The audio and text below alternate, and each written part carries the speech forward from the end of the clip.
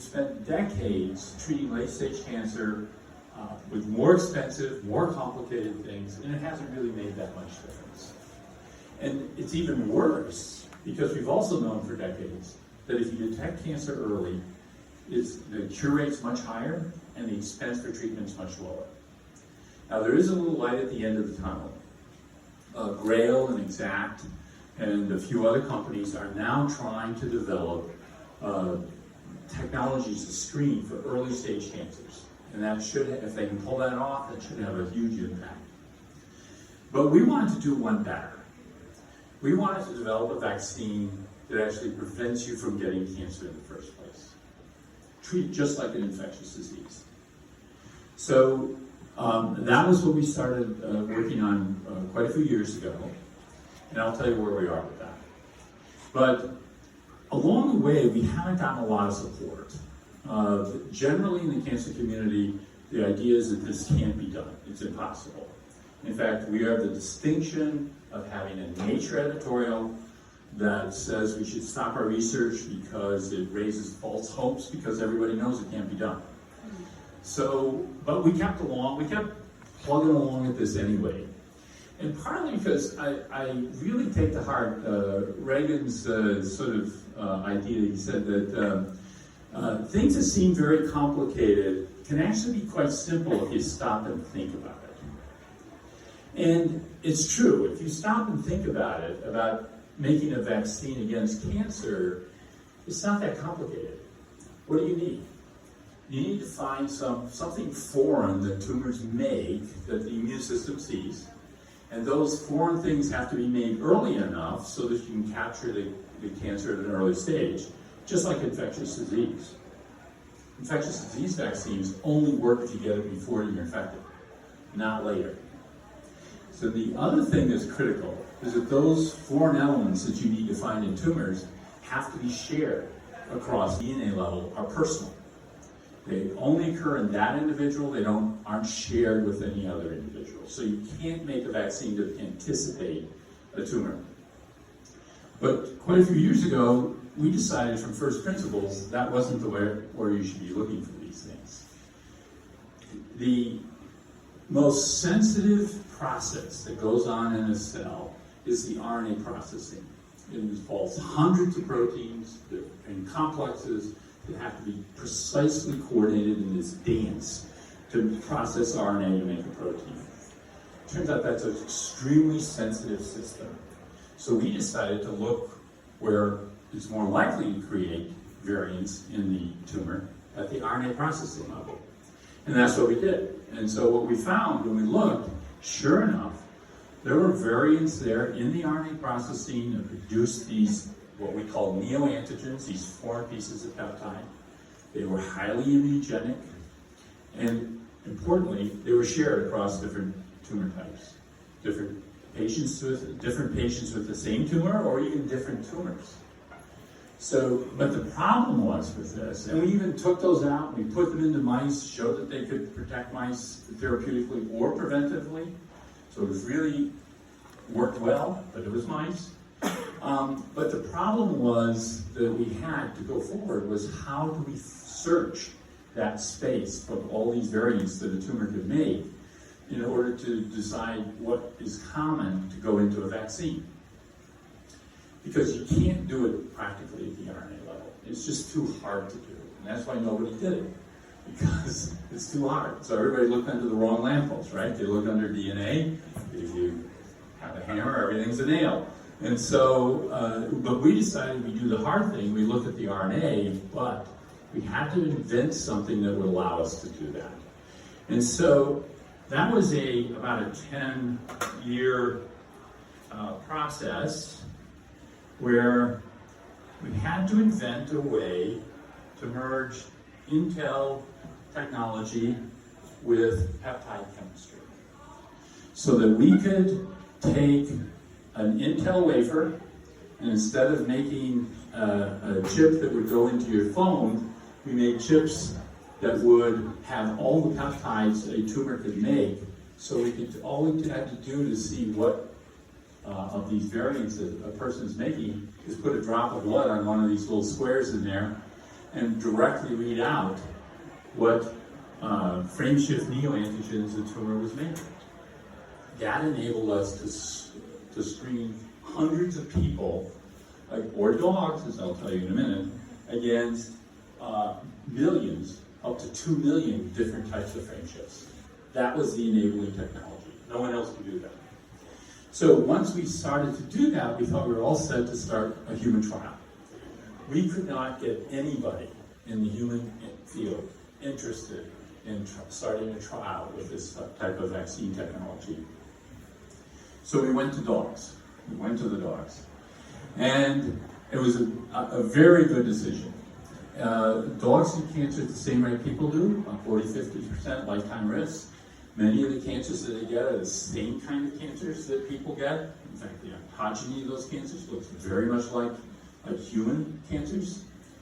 And so we got us blood from dogs, from the 8 major cancer types of dogs, ran them on these arrays, and found things that they had in common across all those 8 different cancer types.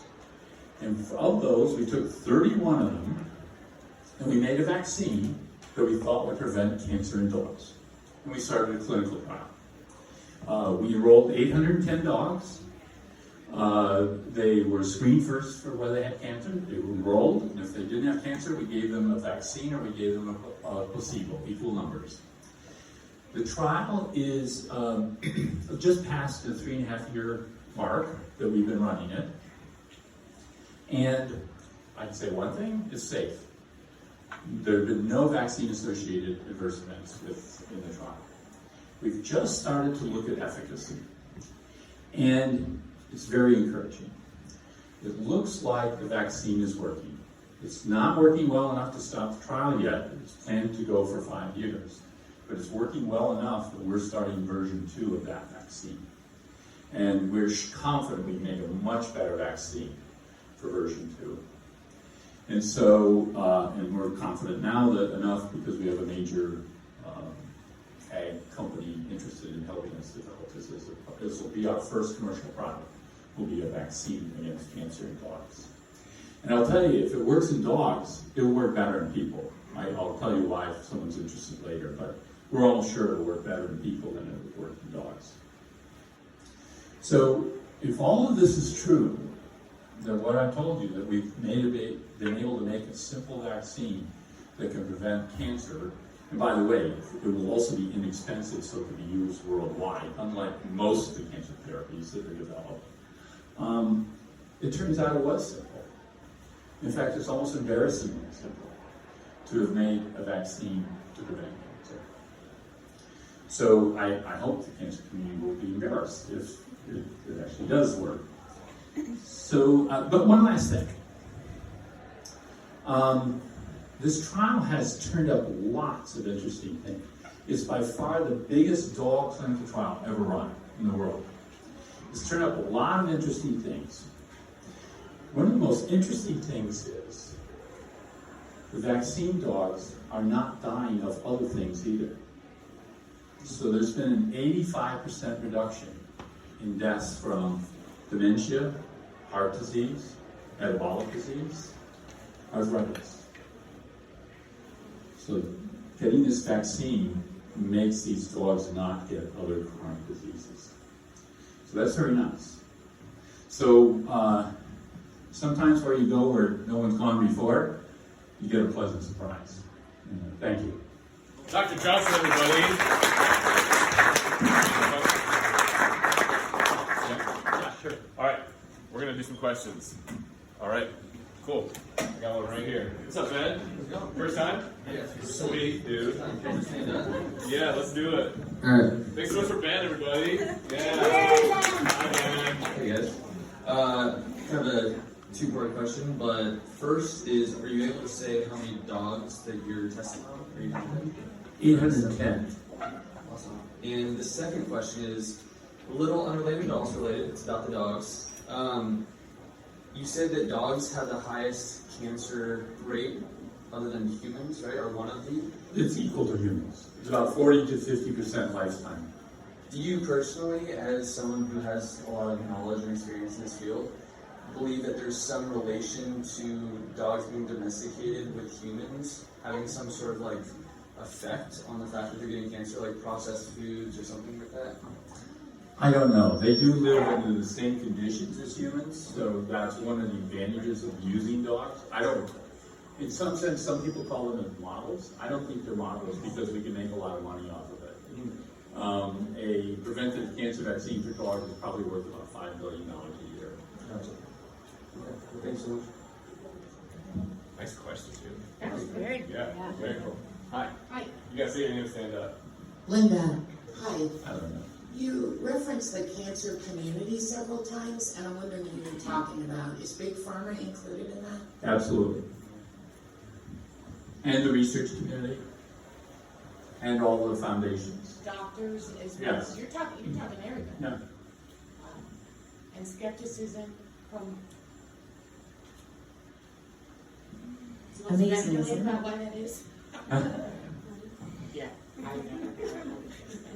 Hi, Kelly Howard. Hi, Kelly. I'm curious, what are you projecting when you'll start human trials, and how long do you think those human trials will be? What's your vision as it relates to being able to roll this out to humans? So that's a good question. The first trials we'll do will be therapeutic.